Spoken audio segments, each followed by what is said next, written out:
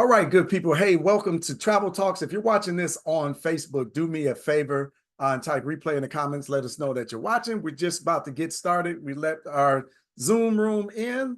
People are filing in. Hey, I appreciate y'all joining us today for our special edition of Travel Talks.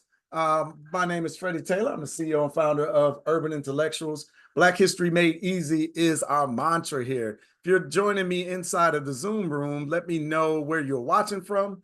I'm in the south suburbs of Chicago, Illinois, and our special guest is here. I'll wait and introduce them. Okay, where are you guys watching from today? And I appreciate y'all participation. And I think we're going to leave space for some Q&A later with our special guest. So you have an opportunity to ask your questions directly. But all right, let me dive into the conversation that we're going to have here today for this edition of Travel Talks. I'm just getting my slides together over here. All right, I am ready to go on that. So let me give the official welcome and introduction to the show, and we will get started here. All right, I see Manatee, California. All right, appreciate you joining us. Rosalind? Yes, got it. All right, appreciate that and the participation as usual. All right, so we're going to dive in to our Travel Talk show. All right, here we go. You should be able to see my screen, and we are going to dive in now. No, we not, because, I almost blew that, right? All right, I'm messing up a lot here today. Now we're going to do this again, and I'm going to make sure that you can actually hear the screen. There we go. So we should be back up. All right, I'm working it out today. Man, this is clunky. All right, there we go. Bam, here we go. Welcome to Travel Talks, where we embark on a journey of discovery with Sankofa experiences, powered by Urban Intellectuals. I'm your host, Freddie Taylor, the CEO and founder of Urban Intellectuals, here to guide you through our African diaspora's rich history and culture. Sankofa Experiences is more than just travel, it's a movement. We dive deep into our roots across Africa and the diaspora, turning every journey into a powerful connection with our ancestors. Our mission? To make the exploration of Black history accessible, inspiring, and informative. Join us as we share insights from our travels, celebrate our history, and foster a deeper understanding of our collective identity. With Sankofa Experiences, every destination is a step closer to home. Let's explore together. Welcome to Travel Talks. All right, welcome to Travel Talks, everybody. I appreciate y'all joining me. Again, my name is Freddie Taylor. I'm the CEO and founder of Urban Intellectuals. Black History Made Easy is not only our mantra, but it is also our mission here at the company. And one way we do that is take people on Black history travel experiences around Africa and beyond into the diaspora. And it is our goal to make that possible and easier for you, right? So there's a lot going on here at Urban Intellectuals, the company.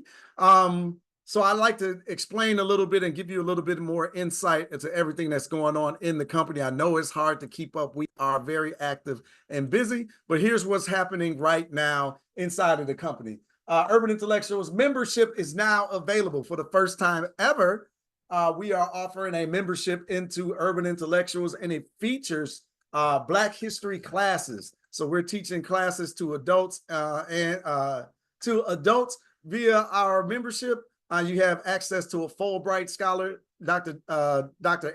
John Aiden, and Sister Gwen Ebron teaches classes in there. She's been instilling Black history curriculum in school systems for over 35 years and using Black history to inspire and motivate our youth. We got dynamic classes happening inside of our membership. So be on the lookout for that. Our story started before slavery. We have a presentation going on Wednesday, August the 14th. I think Ashley's going to drop the links down in the comments. Wednesday, August the 14th at 7 p.m. Eastern Standard Time. So you'll be able to come and join me. I'm the presenting on this. Our history started before slavery. Why I feel like that's important. And how it frames how you see the world. I won't give away too much. Make sure you show up Wednesday.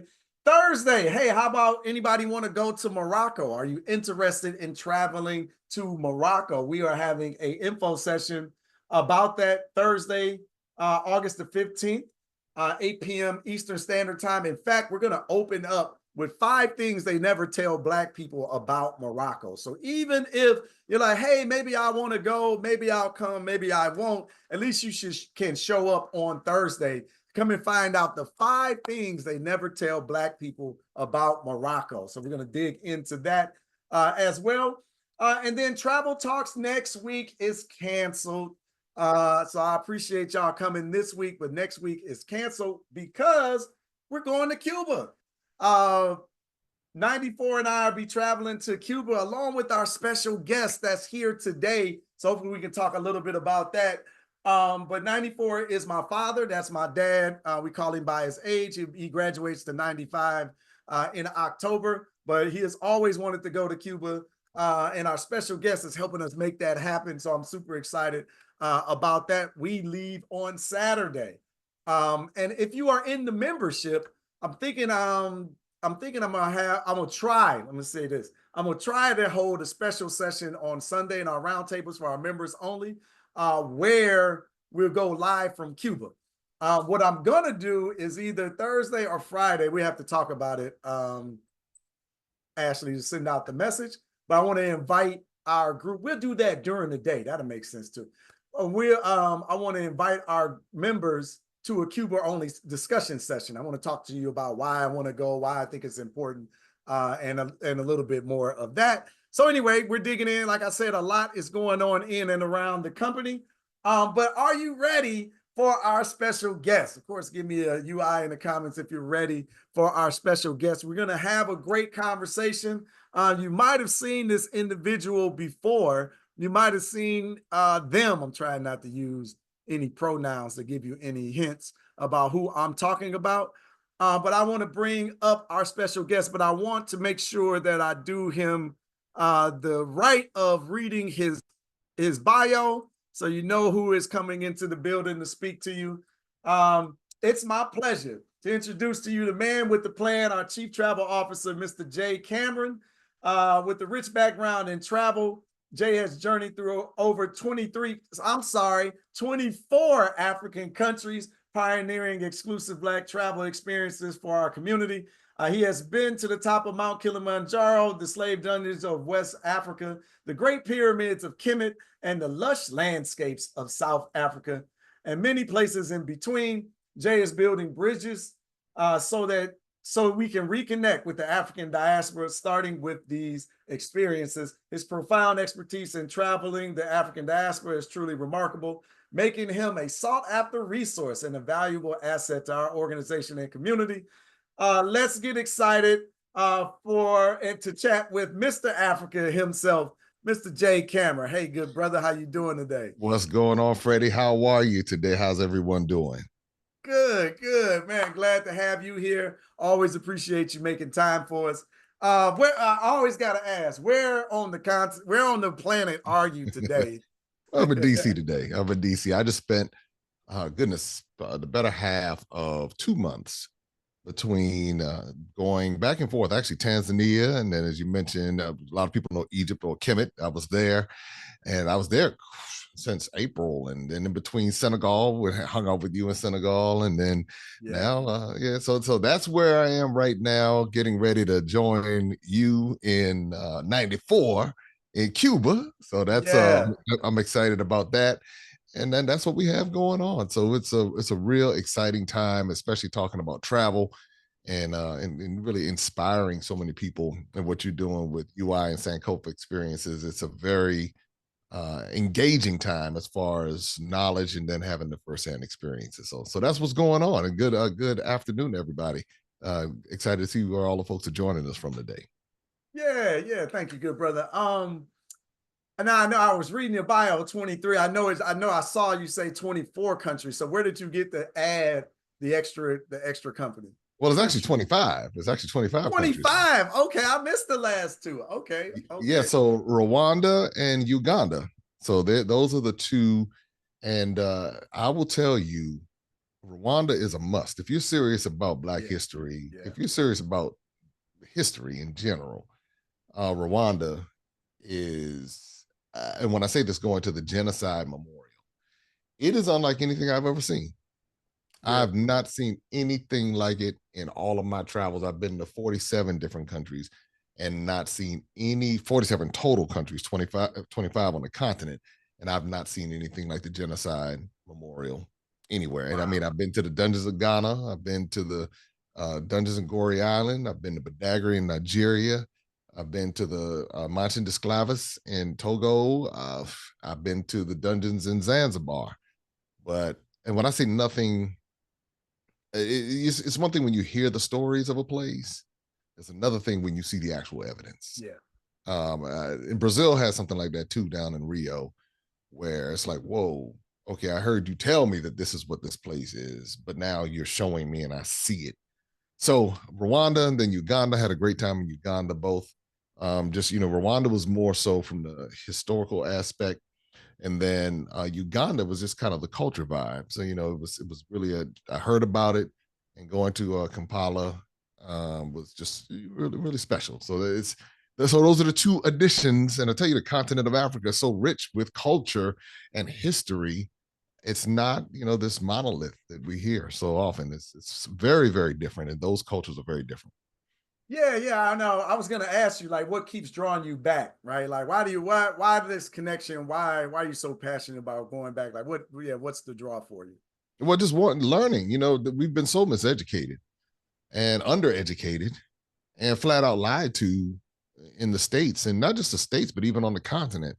Any place where Western entities have control of the educational systems, that's when you find the misinformation and the disinformation being disseminated on a broad scale, on a mass scale. So every time I go and something else gets torn down, and you get to a point in life where either you go with the status quo or you are intentional about learning for yourself. And so for me, going to Uganda, going to Rwanda, Nigeria, going to these places, I'm able to actually put my eyes on it. I'm actually able to taste the food and talk to the people and learn it from their perspective. So it broadens me as a person, and every time I go, I become enriched. Sometimes we don't see the value in knowledge and experiences because we are so used to seeing, we equate value with what we see in our bank accounts without really understanding the value oftentimes comes from our knowledge, from the wisdom we're able to gain, from the experiences we're able to walk away with. And then that cumulative effect, when all of it comes together, can lead to the dollars in the bank account, or can just lead to someone's mindset changing, and then how that changes the trajectory of their lives. And that's what keeps taking me back to the continent. And every time I go, Angola, I have my sights on Angola now, because Angola and Brazil have such a connection. And I did a DNA deal with, when I say deal, meaning I got some folks in Brazil to do their DNA. And so I was like, where do you think you're from? And so the one guy, he was like, I believe Angola, because Angola is a former Portuguese colony, if you will, and Brazil the same. So we did the DNA, and very interestingly enough, it came back Angola. He had Wow. Angola, but then he also had the other Bantu down in the South Africa, and then he went up into Cameroon and Nigeria. So he was like 75%. This is what 75% from that part of Africa, and then like 15% from Portugal. And so it was a very interesting dynamic. And so you begin to learn and begin to understand how we're connected and the similarities that we have. Yeah, yeah, because especially I love that history conversation there, because that tie, because you hear a lot that the Brazilians maintained a lot of their Africanness, right? They maintained a lot of their connection to the culture, kind of like the Haitians, right? Like in that area as well. That's what you noticed in Brazil? Oh, absolutely. Oh, and oh wow. It's Brazil is such a fascinating place because Rio is very different from Salvador in the state of Bahia. Bahia is where the majority of the African population came into Brazil by way of the slave trade, transatlantic slave trade, and a lot went into Rio as well. but you see the difference. Rio is a little bit more ethnically diverse, if you will. So you'll see more of the Portuguese vibes. But then when you get down into Salvador, and I'm not saying El Salvador, because a lot of times people hear they say, oh, it's in El Salvador. No, El Salvador is a completely different country in Central America. I'm referring to Salvador in Bahia, Brazil. You go there and they still have the Yoruba culture, and they're very proud of their Yoruba culture. You see the orishas and you see so those, that wasn't taken from them so much, even though they had to, in Brazil, what they had to do was what many of the indigenous people in what we now know as the United States had to do. They had to kind of fake out the colonizer and to say, well, okay, we're acting like we're going to follow your white Jesus and your Mary and all of that, because you'll find that in Spanish colonies and in Portuguese colonies are predominantly Catholic. Not even Protestant, is predominantly Catholic in those particular places. But then when you go to British colonies, you'll see that it's more Anglican and more Protestant. So what they would have to do is to actually act like they were following the colonizers' system, but yet while still holding on to their own traditional beliefs. And so you see this is in Brazil. And you also see this even happening in Benin and other places. Wherever the colonizer got in, that's when you started seeing where people had to kind of morph into, so they wouldn't be beaten or killed, because that religious thing was real heavy, and using it as a tool to cause people to submit to whatever they said. And so, that's just the reality. Some people don't like to hear that because they say, well, no, it was a little different. And whenever I hear people say that, it's like, they clearly don't understand what happened between the continents and how it all transpired. And it's not saying something's right or wrong. It's just saying, here are the facts. It is what it is. And this is how it got here. And this is, how it evolved. And this is what it did. So you begin to see these things firsthand. And that's why places like Brazil and Nigeria have an interesting connection, because when you go to Nigeria, you see the Afro-Brazilian community. You see there's Lagos, Nigeria, there's Lagos, Portugal. Now, Nigeria is a British colony. So, right. But you know what, Freddie, if I did not travel to these places, I wouldn't even be thinking about it. I'd be kind of stuck in the US doing my US thing. But then when I go, I say, wow, the imprint of the Portuguese and the British and the Dutch and all of these different players all over the world. And so as we begin to learn more, it's like it puts it into perspective to say we have to take responsibility for our own education. We can't sit back and trust an educational system to say, I don't care how many degrees you have. If all you have are degrees and they're just a concentration in a particular area, you're educated in that area. But you might not know anything about world history. You might not understand about the context of how things evolved, even how the very education system that we find ourselves in. We might not even be aware that many of the schools that are catered towards Black Americans are named after white folks. So it's these things that you start realizing, and if there's a freedom that comes with it, because you realize that there's more to it than what we're being taught. Yeah, that's man, you got my mind spinning in like 100 different directions with that. I know. I started spinning too. I was like, let me end it right there, because I say I'm spinning with it too. Yeah. Like, let me slow it down. Like, man, but that's really, it's really interesting, because last couple of weeks we've been putting on these events, right? Like our Black History Symposium, our summit that you were involved with in Juneteenth, 4th of July event. I'm noticing that people, our community, the African American community at least, really is ignorant to colonization, like what was going on in these countries and what it looked like. And I know the atrocity that we went through, it weighs heavy on us, obviously. But I think we just say like we're the only ones that suffered, and everybody else had a bed of roses. Why didn't y'all thrive? What happened? Like we're really blind to what was going on. Did you notice in that?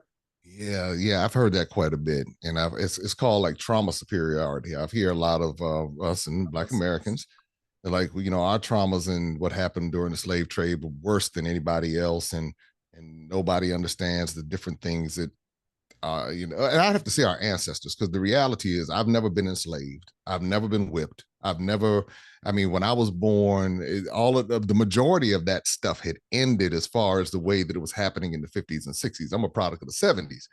So by the time I came along, to even be conscious of it, it was now the 80s. So a lot of it was gone. And then even as a child, I was shielded from it. So colonization was not a conversation. I never heard talk about colonization in my upbringing. My family never talked about it. It was never talked about in the school systems. So, to your credit and what you talk about with the flashcards, most of what I learned was our history began with slavery.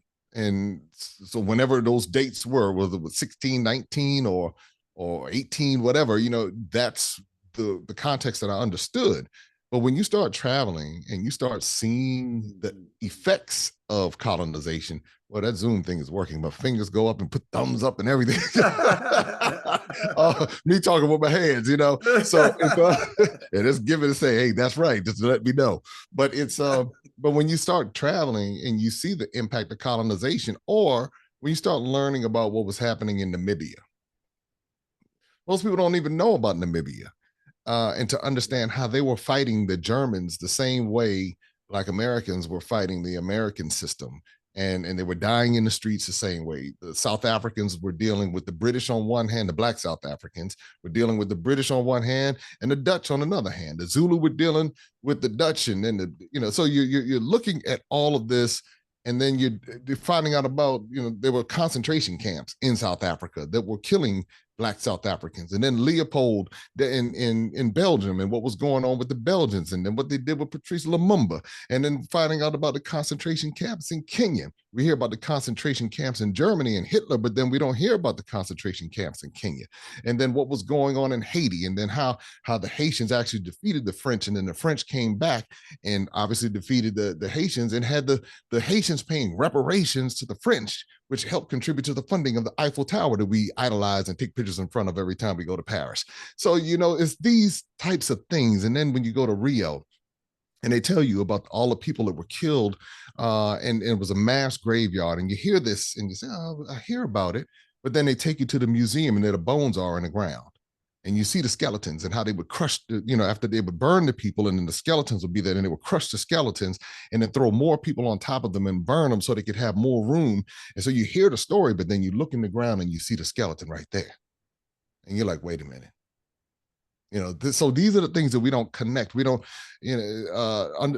thinking or realizing that in Brazil, Brazil received the largest amount of enslaved Africans during the European transatlantic slave trade. So you have over 100 million Afro-Brazilians. There are roughly 45 million African Americans, if you will, if we're going to. So when you dive into it deeper, you understand the global system, and really how the global system hasn't changed much. It's just kind of evolved into an economic thing where, so now when I travel to places like London, I don't go see Big Ben and take pictures in front of Buckingham Palace and proud of, yeah, I'm here, I've arrived, because that's kind of like how I was. We arrived in Europe, and my dream trip is to Europe. Forget Africa.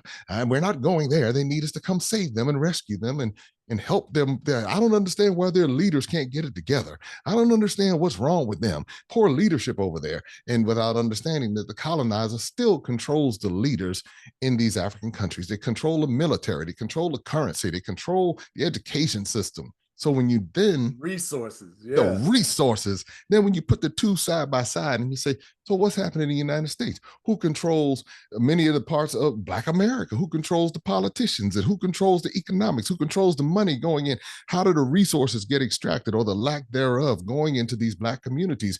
Who controls the education system? Who controls the culture? And you see the same players controlling here and there and all over the world.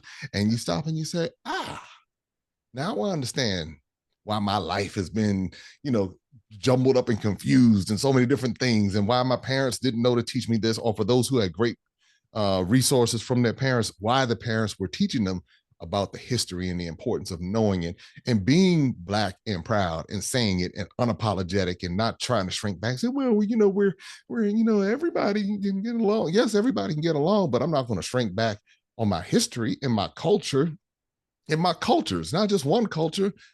I descend from many cultures. And so when we are proud of these many cultures that we come from, then it's never an either or, it's a both. And we can pick both and we can choose, and we can say that's the beautiful part about being in the African diaspora, because we can select different places to go. Like we're dual citizens in Sierra Leone. So we can go hang out in Sierra Leone, but then we can go hang out in Nigeria, and we go hang out in Senegal, and we can do all of these different things because we're part of this beautiful community of people called the African diaspora. Yes, yes. Oh man, brother, you getting me fired up now. All right, I love this conversation, but this is good. I got a quote for you, man. I think you're gonna appreciate this, and it really plays well with everything that you just laid out. And I see the hand of people agreeing. And yes, there's going to be a replay of this. We'll get the replay. We're streaming this on YouTube. I'm streaming to Facebook right now inside of our Urban Intellectuals group. But the weaponization of history is not about history. It's about the future. Mm.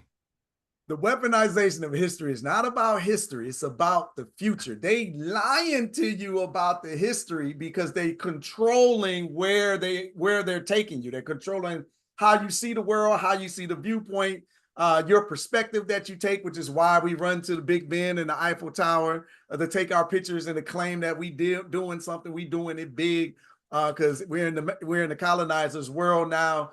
We wear their clothing and we, akin to their customs, but that has to do with the weaponization of history, the framing of the discussion, how you see the world. I always talk about them glasses. They put them glasses on you and they get you to see the world from a European perspective. But again, this ain't just about history. This ain't just cute. This is about controlling the future. Because when you control the minds of the people, you control how they move, right? Hey, all right, man, we can spend all day on this stuff because I know that, man, you got me fired up. What do you think about the comment, the quote anyway? I'll let you get in on that. Then I'll take you next to the next comment. Well, you're 100% correct, because if you can shape how someone sees the world, but yet how they see themselves. So we aspire to ascend in a European society. So even how we see education. So we believe that we're educated because we ascend in their schools, in their curriculums, in their world. Hey, I'm this, I'm that. Because I've ascended from their perspective. So we, in essence, put down our own history. And we put that on the back burner, and we say, well, okay, well, now, I've learned all these different things. I'm the top, I have all these different credentials and degrees, and it's not to knock anyone's educational accomplishments at all. Not doing that at all, but just saying that there's more education to learn. It's good to have a concentration, but it's also good to be well-rounded to enhance the concentration. Or when you go into an environment, you're able to converse with people on a level that they're not even prepared for, especially those of us who are part of the African diaspora. In many venues, they're expecting us to come in and to have limited knowledge and to have a limited vocabulary. But when we step in the room and we have the credentials, then we can converse on a level that they're not anticipating. It now puts us at an advantage. And I say my blackness is an advantage. As a black man, because they tell us, well, you're at a disadvantage as a black man. And, a black man can't do this and a black man can't do that. And the prison pipeline, the school to prison pipeline, all of that's real. And I lived through, just that whole system. Oh, it's real.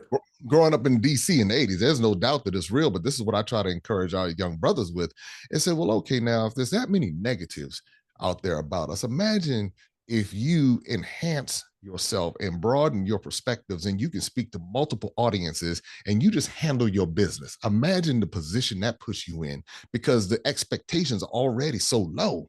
So now if you put a little effort into, just for you, not for them, not trying to appease them, but trying to position yourself, imagine how you can leverage that to your advantage. And that's what I find, that when young brothers go out here and they handle their business and they don't sell out and trying to change themselves to become like something else, and they hold true to it, then it positions them in a better way. But again, Freddie, to your point, if the history and the story has been altered in such a way or framed in such a way to tell one person's perspective, then that's, like you said, the lens. That's all we see it from. We're only looking at it from one way when there's so many different ways to look at it. And when we can start embracing that, that's how we elevate as individuals. And then we elevate as a community of people because we're elevating from an individual perspective. Yeah, yeah, I love that. I knew you were gonna knock that out the park. But there's people seem to be enjoying the discussion. Y'all are listening to our conversation with the good brother. I call him Mr. Africa, Mr. J. Cameron. I got to get the update on the slide. I thought I was slick putting in 24 African countries. He's It's actually all been good. It's all good. Yeah, yeah, and counting. I should have known, right? But that's excellent. But we definitely appreciate the conversation. I do want to pivot a little bit to out of all the countries that you visited, I noticed like a lot of times, or all the countries you visited, and all of the places that you're setting up these tours for us, and all of these opportunities for people to come and travel with us, creating all of these opportunities for people to come travel with us, have these experiences, and to really break the glasses, right? Break that framing that's been put on us. But what is it about Nigeria that stands out? I noticed you come back to Nigeria a bit. We have good conversations about it. But like, what is it about? Like, if the person's listening and they're like, considering going to Nigeria, like, what is it about there? And how does it compare to some of the other destinations? Nigeria is the place where I feel the most comfortable. And when I say the most comfortable, I blend in. They don't even believe that I'm not from Nigeria, even with my American accent. They still think I'm from Nigeria. They think I'm Igbo from Nigeria every time I'm walking around in Nigeria. So, there's a considerable amount of my DNA that comes from that part of the world. But Nigeria is what really, when I went there, it connected me to the continent differently. Even though, I have dual citizenship in Sierra Leone, I spent a considerable amount of time in Ghana, and I have a connection there. But it's when I'm in Nigeria, it's like I see my relatives. I can point. That looks like my cousin. That looks like my auntie. That looks like my grandparents. This is, there's a difference there where I know. I don't need DNA to tell me that I know I descend from that part of the world. I can just stand there and look around. Even how the people move, they move like many of us in the U.S. Sometimes they get a bad rap. All this slick and they're the scammers and all of that. And some people might not like what I'm about to say, but some people are going to resonate and understand exactly what I'm saying. I said, well, because they're like, you better watch out for the Nigerians, and there's something else. I say, if you can deal with some Black Americans, if you can deal with Black Americans, you can deal with anybody in the world. I said, we got just as much game as anybody else. We just as slick as anybody else. We are crafty. Now, that's on the negative side, but if you take us as a group of people and you take our business acumen and you take our survival instincts and you really put us all together, you will see we have more similarities and differences. And that's what I admire about the people of Nigeria, especially continental Nigerians. They're some of the nicest people you'll ever meet. I know I've heard people say, well, I work with Nigerians and I just don't like how they operate. I said, there's a difference between Americanized Nigerians and continental Nigerians. I said, so sometimes you have to understand, even when people are transplanted from a different culture and they come into this United States mentality, if they have been told certain things about us that, hey, Black Americans are lazy and we have all these opportunities we don't take advantage of. I said, they just haven't been around enough of us. I said, because if they get around enough of us, they'll understand we can hustle just as hard and get down just the same way that they do. And we can rise to the top because we share a common genetic thread, and we understand what it is to have to fight for certain things. Now, obviously, you're going to run into some lazy brothers and sisters out here that don't necessarily represent us the best, but then you'll find doctors and lawyers and engineers and plumbers and electricians and entrepreneurs. You'll find all of that right within the Black American community rising to the top. So when I go to Nigeria, when they see me and I'm walking, hey, I'm right here with y'all. What we gonna do? How we gonna roll? So they're like, oh, wait a minute, you're showing up different. We thought from the TV that y'all were all lazy, only play basketball, only on the movies. But now we see you get down and you come into our culture and you're able to flow with us and have conversation with us. So that's what I love about Nigeria. When you go, the food is so familiar. You know, I get my goosey soup and I'm sitting there and I'm like, wow, this just feels good to be in this space. And then once you have a chance to learn the history of Nigeria and what all they went through and how the British created this particular country, they created it and designed it to be divide and conquer. So that, you know, they put people, certain ethnic groups within a boundary that they didn't necessarily need to be in. And so that's why you've seen some of the challenges over the years. But one of the things that once you get the history and you understand it, you say, okay, now it makes sense. And so now I'm not looking at it in the terms of, oh, this is a negative. This is actually one, I understand the context, but when I get there, it's like so many of the secrets.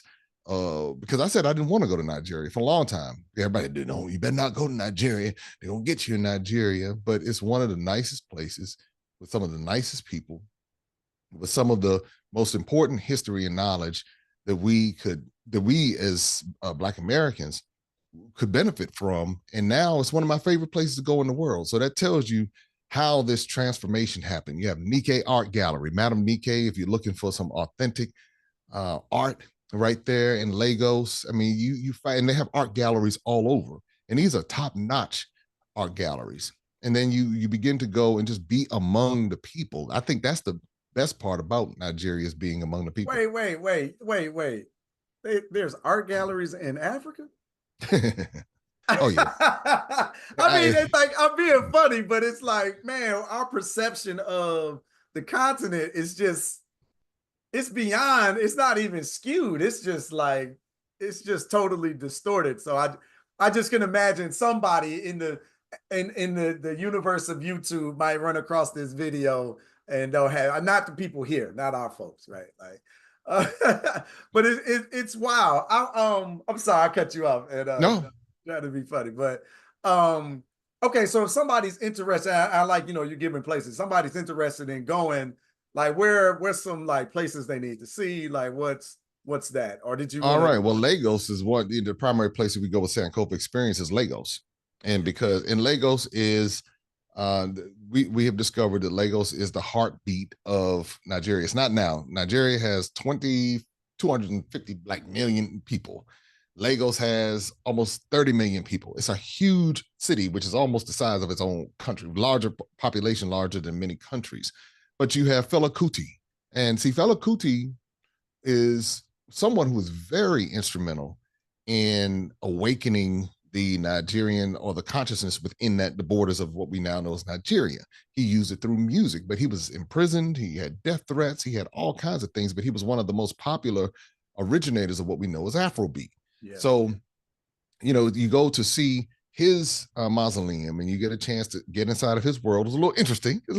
He was a kind of eccentric kind of dude, you know, but he was very serious about the liberation of his people. So, but again, we don't hear about him as much as, you know, those who are looking for Nigerian history. But then you begin to understand they were in the fight the same time Martin and Malcolm and Kwame Ture and they were in the fight all at the same time. He just happened to use music. So you go to see his, you know, get a chance to go to his, they call it the shrine, where people still go and celebrate him. And then last time I was there, I had a chance to meet his son, who was at his mausoleum. And so they're keeping his memory alive and his messaging alive all of these years later. And I think he passed away in like 1997. But Fela Kuti is important because you'll hear, and there are other, you know, singers and activists in Brazil and in South Africa, and of course in the US and in the Caribbean, but he's very instrumental. It's important to learn about him and to be in that space and to see how people reverence him. But then you also go to the Afro-Brazilian community. So you go to that museum and understand, yes, there are Afro-Brazilians in Nigeria, a huge population of people who returned back to Nigeria. They were taken to Brazil, but they came back. You see the Brazilian Portuguese architecture in Nigeria because of that influence.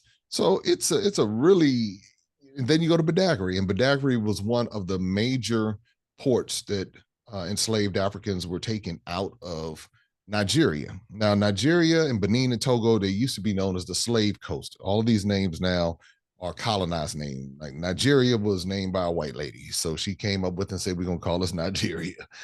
So understanding, so these names, like even people are not really Nigerian; they're the ethnic groups, but because of where we are and understanding the borders, we go to Nigeria and you begin to learn the history of even that part of the history.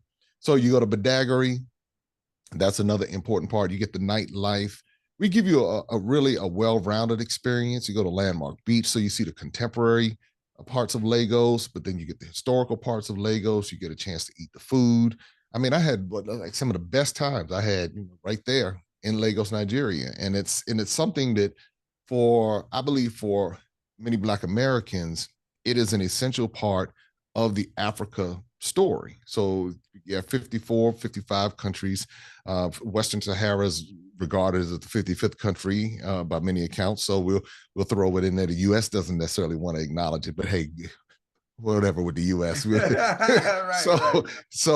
But you have a chance to see how Nigeria fits into the puzzle of the African story. And for those of us in the U.S., it's important for us to get that piece of the puzzle. It's one thing to go to, I love Tanzania. That's one of my favorite places on the continent. They have a very different story from Nigeria. So to say, well, I went to Africa and hey, I got the whole story. It's like there are 55 different pieces and many more than that, actually. It's thousands of different pieces of the puzzle.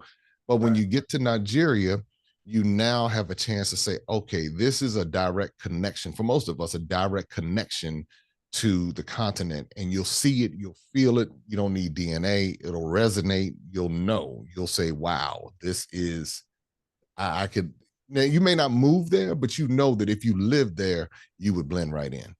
Yeah. Yeah. I love it. And yeah, somebody said that about Ghana. It's like, man, I could see my whole family while we were there. You definitely see it throughout the continent. It is a wild experience, but it's beautiful to go and see for yourself. My maternal DNA is with the Hausa and Fulani people of Nigeria. I Up look north. forward to going for a visit.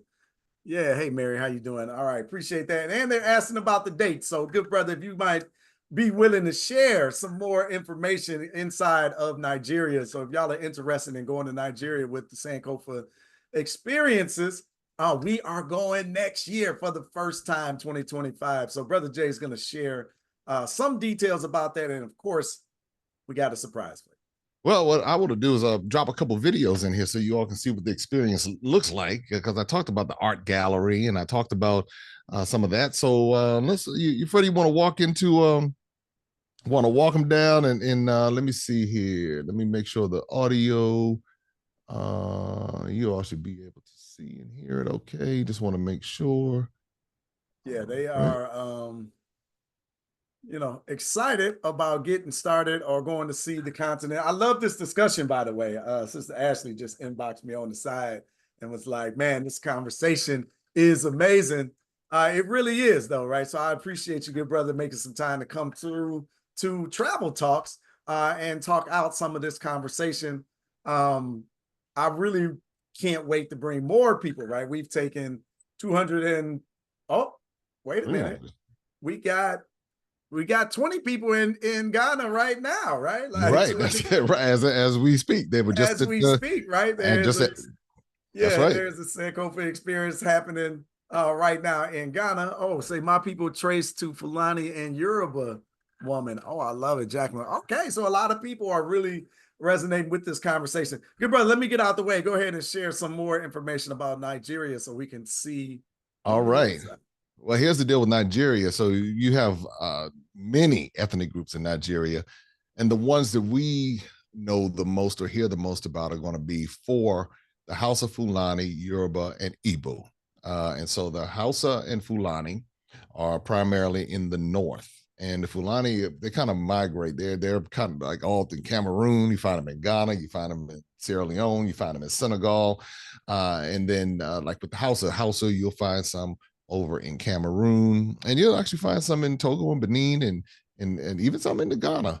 But that's where and they're predominantly Muslim. So they're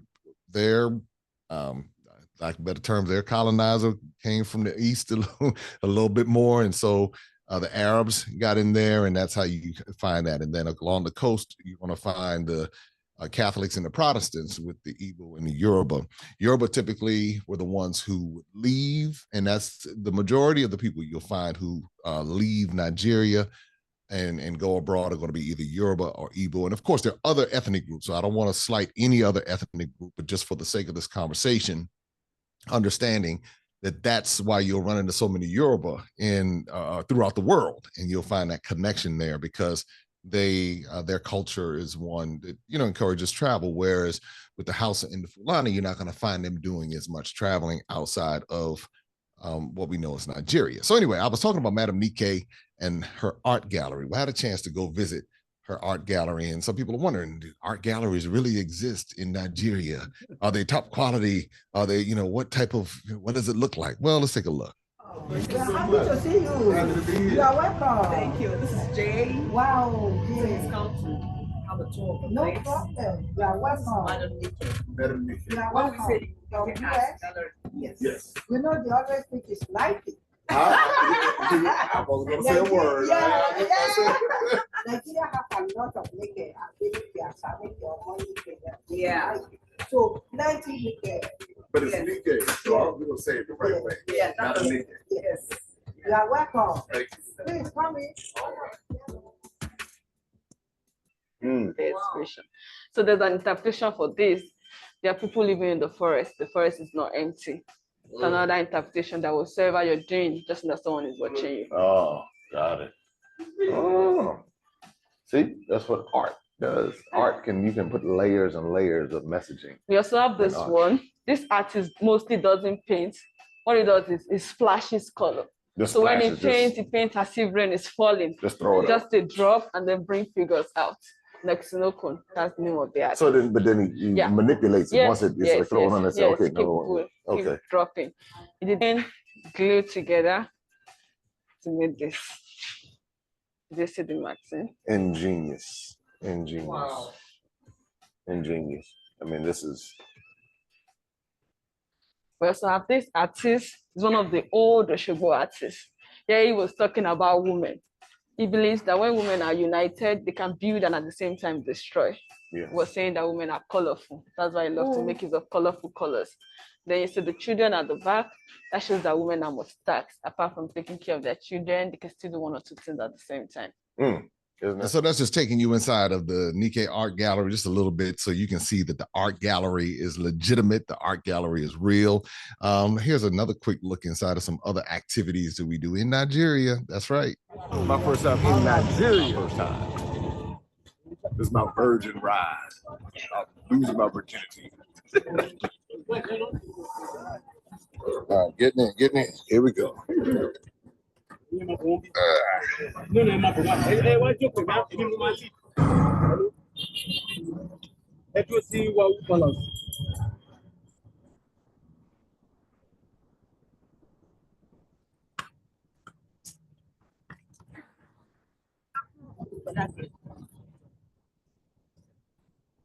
So renovation is going on, construction.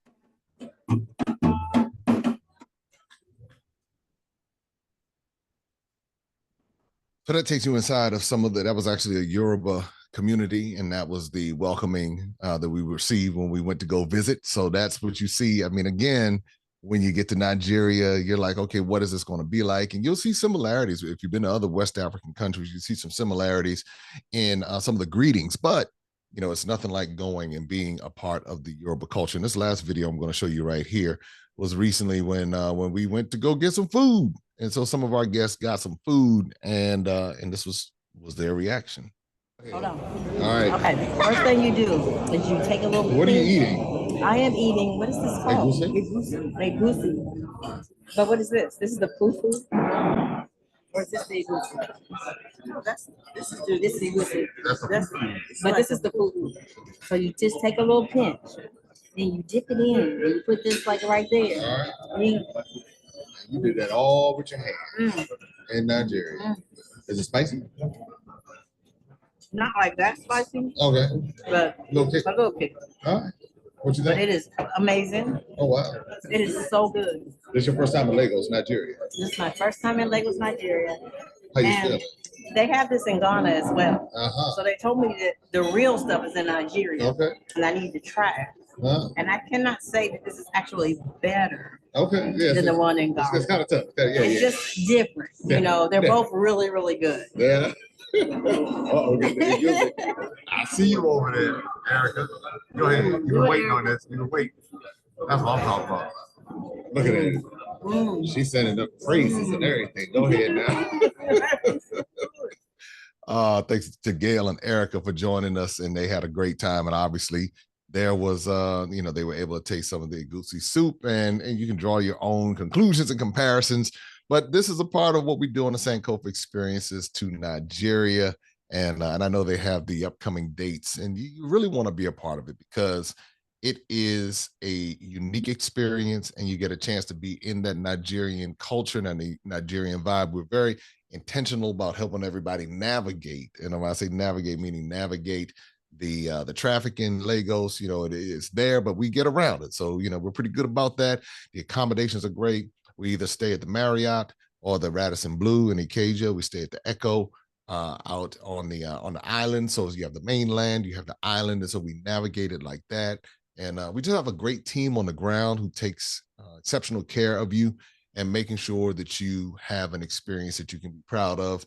And that's what we are proud of as far as the Sankofa experiences and what you can look forward to there in Nigeria. So it's a beautiful place, and it's some place that you will always remember, and you'll be excited to share it with others because you'll say, hey, guess what? I went to Nigeria. You know how many people wish they could go to Nigeria, want to go to Nigeria, but for whatever reason, they don't go to Nigeria? Well, we are bridging that gap and making it to where you can get there and be a part of it. So 2025 has some dates coming up that you don't want to miss out on. And the good part about it, I'll be on the Nigeria trip coming up. So in 2025, so I'm excited about that and leading the journey, leading the delegation, if you will, to be able to connect with this part of the world. So yeah, Freddie, this is again, I love these travel talks because we are helping to empower people, regardless of ethnicity, because there are people who might not be Black American or from the African diaspora, but they're interested in learning about the history of the culture. Maybe they're raising children who are of African descent, and they want to have a better understanding, so that's a good thing, because at least you're getting a proper education. The more people who are properly educated about the continent and its different ethnic groups and cultures, the more empowered we can be as people overall. And that's what we're discovering, and that's what we're finding. And it's a wonderful thing. So I commend you for what you're doing with the travel talks and with the Sankofa experiences. And I'm excited for each person who joins us. Like right now, there's a group in Ghana, and they're having a great time. They are, as a matter of fact, they send me updates pretty much every hour on the hour. And they're having a great time because that's what we want. We want to represent you well. We want to represent our people well. We want to make sure that when someone goes and has these experiences, they can look back and say, I'm glad that I had this. And that's what makes what we do so unique, because it's not just a trip. We're not just sending people over and just whatever. We want to make sure that every person has the best experience they can have, and that they'll be proud to share this with with their family and friends for years to come. Definitely, because when you go, you have the experience. You never forget it. It lives in your spirit.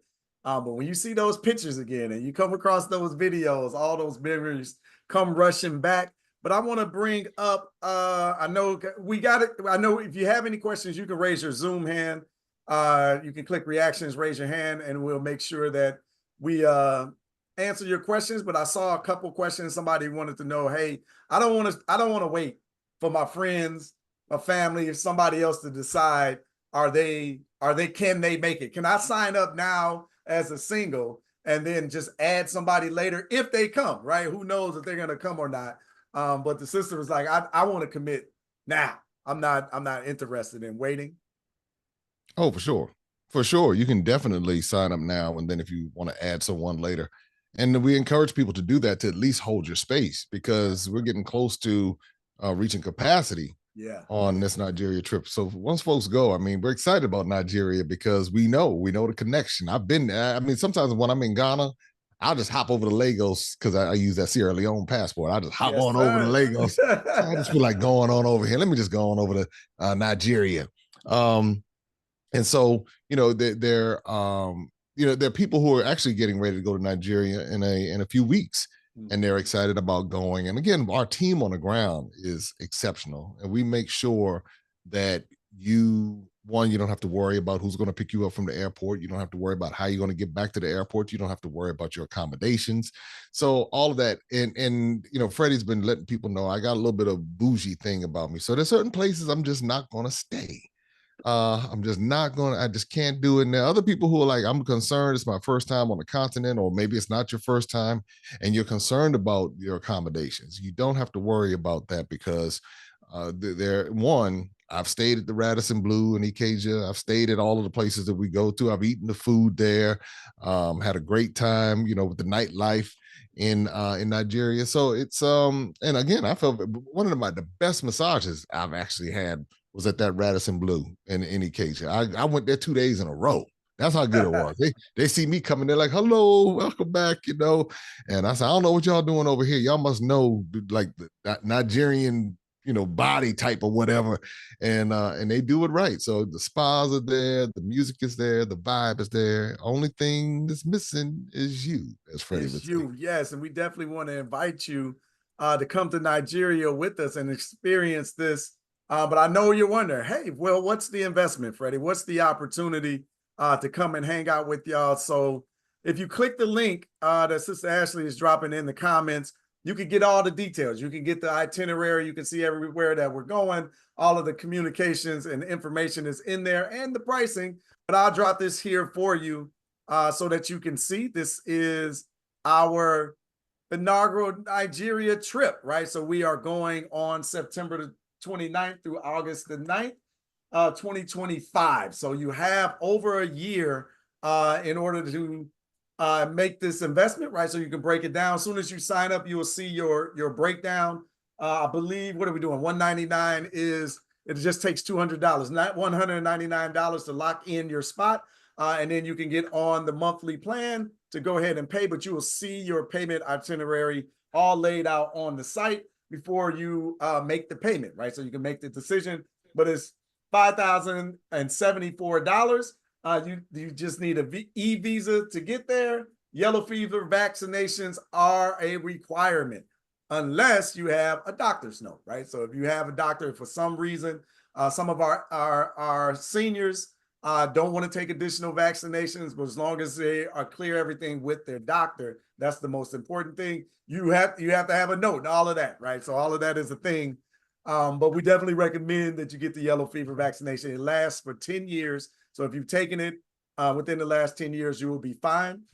And then the date that's available while space lasts, right? I think we get around maybe 10, 12 spaces. I didn't look exactly at the number available, but the date is September 29th through October 9th of 2025. So we want to make sure that you come on and join us.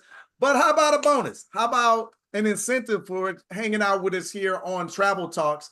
We are doing $400 off per person if you book by tomorrow, midnight Eastern Standard Time. That's August the 14th, midnight Eastern Standard Time. As a Travel Talk, bonus, right? So sister in the comments that was interested in coming or saying she didn't want to wait. That's why I said, hey, stick around because you can take advantage of this bonus. But you got under 36 hours left to take advantage of it. The replays will go up in the morning, so you can share that with friends and family that might be interested in going. But we recommend, right, that you be like the sister, go ahead and lock in your spot now. One, to make sure that you're on the trip, you don't miss the opportunity to travel with us and the Sankofa experiences. And two, to take advantage of the discount, right? Like, why not take advantage of the discount? But I know the conversation is generally around, tomorrow's not promised. We don't really want to wait. Wait, what? Yellow fever vaccination. When does that need to be done? Okay, that's a good question. What you got for that, Brother Jen? Oh, yeah, you can do the yellow fever vaccination up to a month before the trip. So that's it. And that's if you don't have a medical exemption.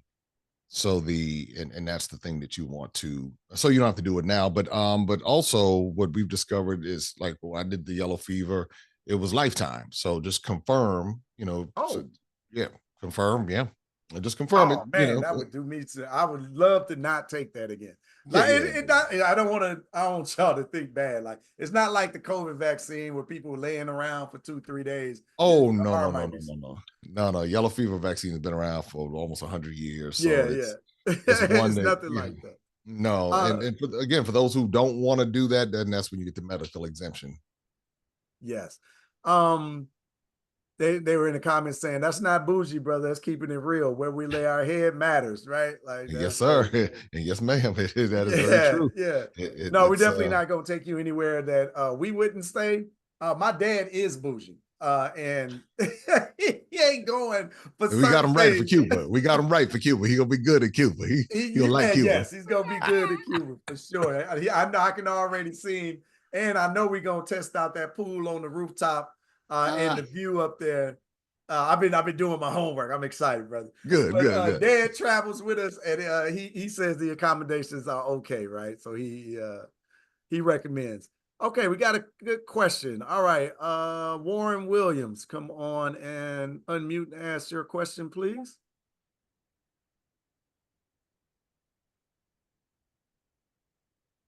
Let me try again. I'm gonna try to let you unmute. Come on in. Some of them, they also got kind of a. I don't have a question. Conceivable. Oh, okay, no worries. You just got. Okay, I saw you put your hand up. Okay, all right. Appreciate you. Maybe you were just agreeing. How do I get the discount on the tour site? Is there a discount code? Okay, good question, Constance. There is not a code. Our team is just there. So our orders that come in today and tomorrow by midnight Eastern Standard Time, our team will go in and manually reduce your fee, right? So say you owe $4,800 after paying your $200 down. They'll go in and manually reduce that to $4,400. Don't get my math.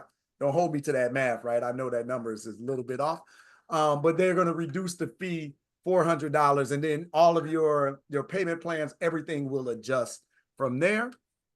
Okay, there we go. Sister Ashley dropped it in the comments. We will manually add the discounts in 48 to 72 hours. Thank you, Ashley, for that.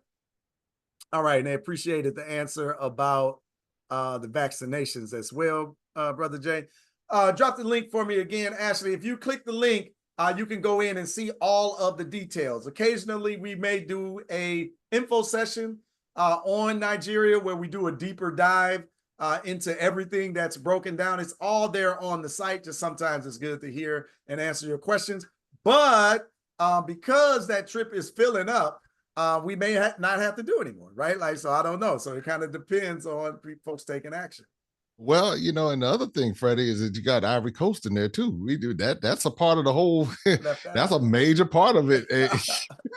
So it's not just Nigeria. It's Cote d'Ivoire, Ivory Coast, and Nigeria. So you get a chance to do the fine dining in Ivory Coast. You get a chance to see the Zaoli people in Ivory Coast. You get a chance to go to Grand Bassam, the Mansion de Kula. You go to the beach. It's so you gotta, and then we fly on over to Lagos from Abidjan. And that's what this is all a part of this Sankofa experience. So you're getting 2 for 1. So you're getting the Ivory Coast experience in Abidjan, Francophone country. Then you hop over to Nigeria and you go to Lagos. Everything is centered in Lagos, Nigeria, and Badagry, all of them right there together. So it's what you really get. A lot of people don't do those two. A lot of people miss out on that part of West Africa. And those are, I'm telling you, Abidjan is one of my favorites. As a matter of fact, Freddie, I just want to show them one clip here. I think, yeah, this one clip right here. I'm gonna take you back. I had my moment in the sun. And and there was this moment that I decided we were the Zaoli people and in Ivory Coast. This is in Ivory Coast, Cote d'Ivoire. Ivory Coast, Cote d'Ivoire, the same. And I had a chance to do my thing. So take a look at this.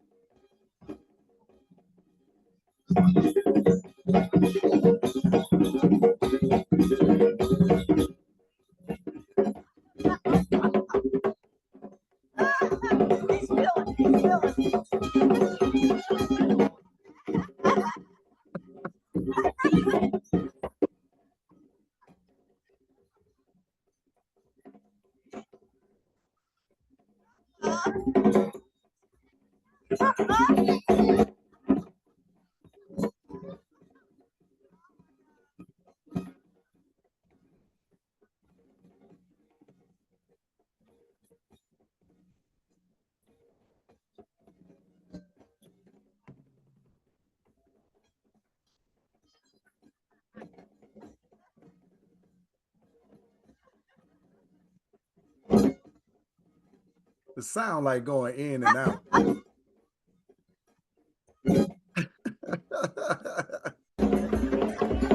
we go.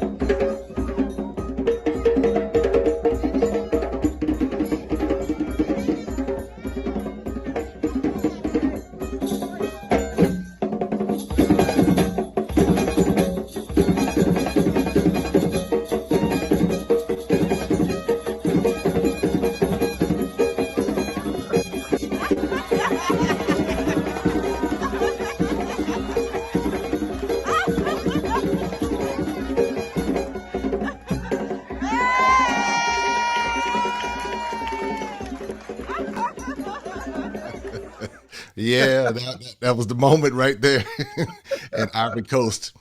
So again, this is all a part of this experience. I had to share that with everyone.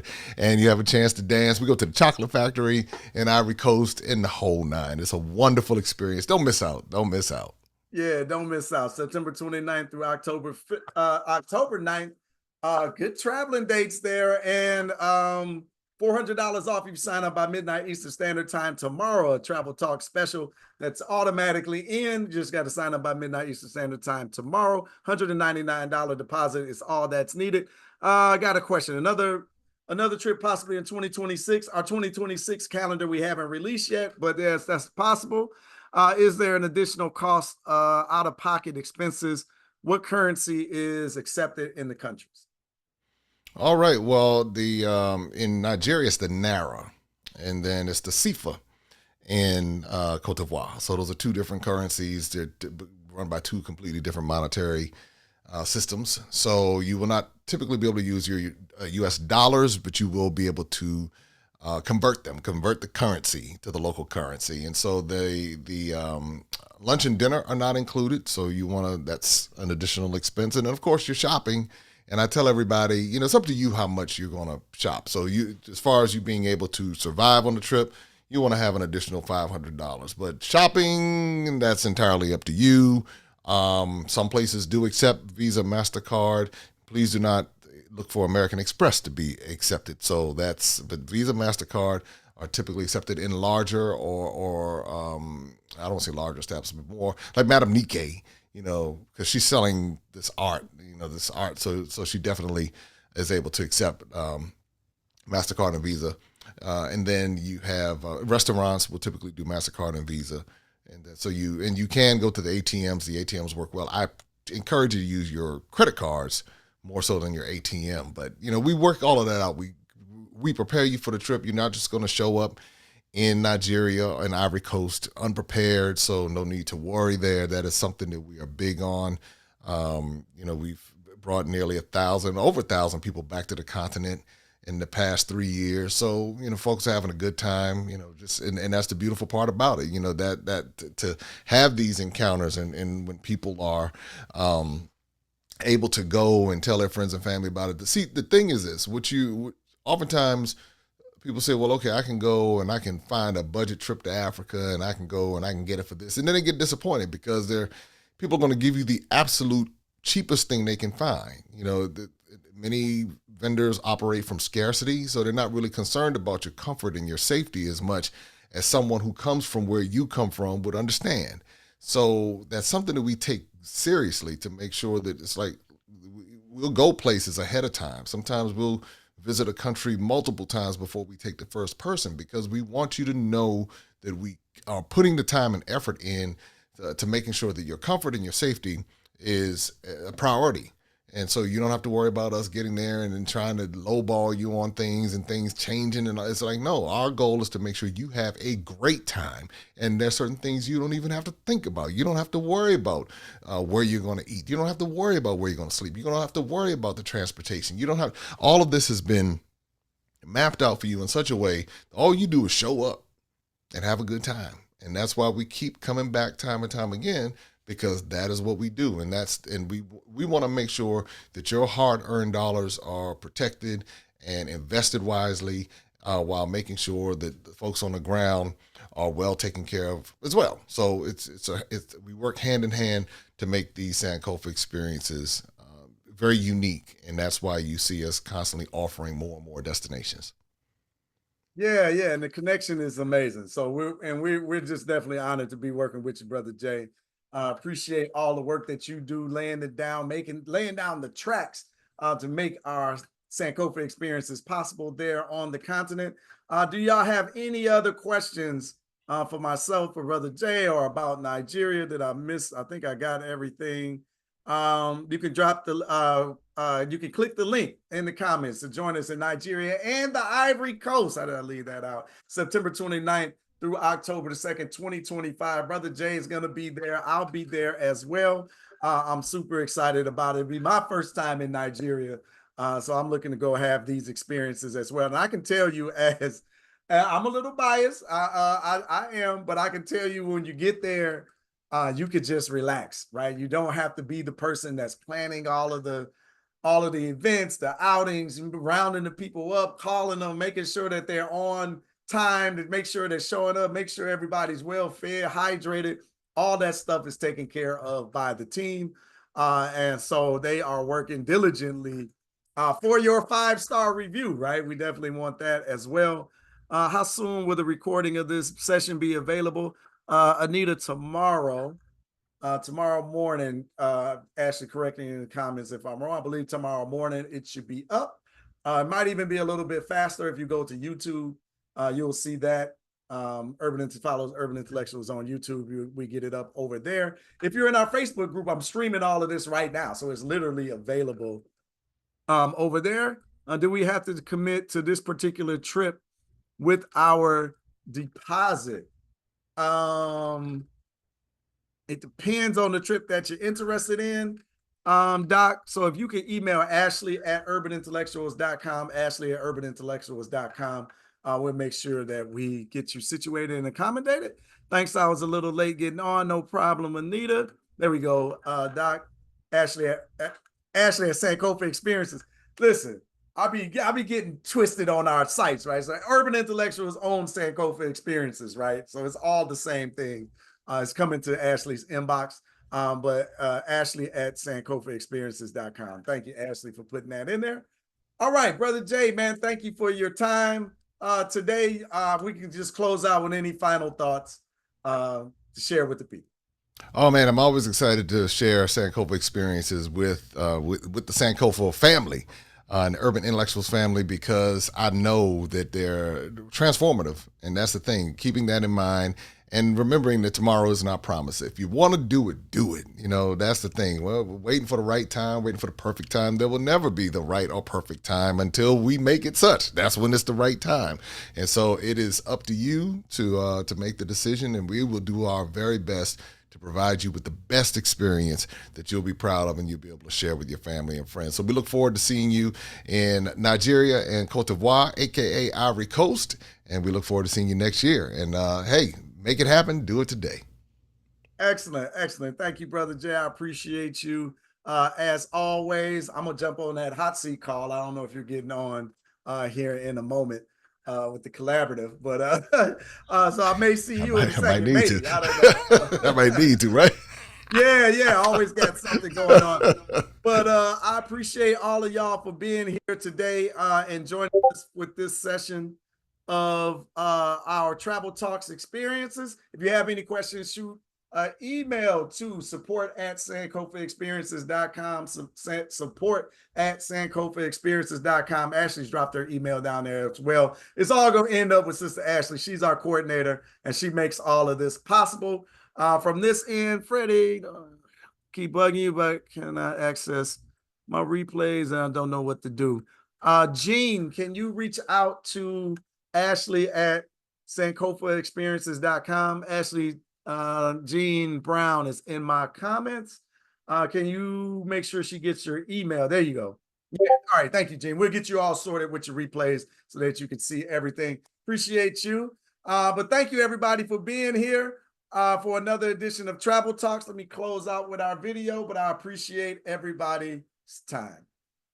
Greetings, I'm Freddie Taylor, CEO and founder of Urban Intellectuals, and we are behind the Sankofa Experiences. This is where Black history travel made easy is not just our mantra, it's a promise. Our mission? To reconnect you with your roots, your culture, and the history of the African diaspora. Now spanning across 10 African nations and the vibrant cultures of Colombia and Brazil, the Sankofa Experiences is expanding. We've crafted curated group travel experiences that do more than just visit. They immerse, they educate, they transform. From the historic forts of Ghana to the bustling markets of Nigeria, the serene beaches of the Gambia to the rugged mountains of Morocco, and beyond, even South Africa and South America, each destination holds a special place and part of our story. Embarking on these Sankofa journeys means more than just exploring more landscapes. It means walking in the footsteps of the ancestors, embracing the diversity of our heritage, and seeing the world through a lens of understanding and appreciation. It's a group experience where every traveler is a thread in the fabric of the shared narrative, making the journey safe, engaging, and unforgettable. So are you ready to embark on this adventure? To explore, to learn, to celebrate the legacy that connects us all. Join us in the Sankofa Experiences Proudly powered by Urban Intellectuals. The only thing missing is you. The only thing missing is you. Hopefully you make that decision to come on and join us on this Nigerian and Ivory Coast adventure, or somewhere on the continent and in the diaspora. Thank you for joining us. I appreciate y'all being here today. The session has been great. Again, thanks to our guest brother, Jay Cameron. Thank you to Sister Ashley for the work that she does. My name is Freddie Taylor. I'm the CEO and founder of Urban Intellectuals. Black History Made Easy is what we do. Through the Sankofa experiences, we are bringing travel alive, Black History travel experiences alive, and reconnecting us with the diaspora. So it's our honor and a pleasure to host you this afternoon, and looking forward to hosting you on the continent in the diaspora. So peace and blessings, everybody. Until next time, you know what it is. Love, peace, and power to the people. Goodbye, everybody. Enjoy your week. Hopefully, you'll catch you soon.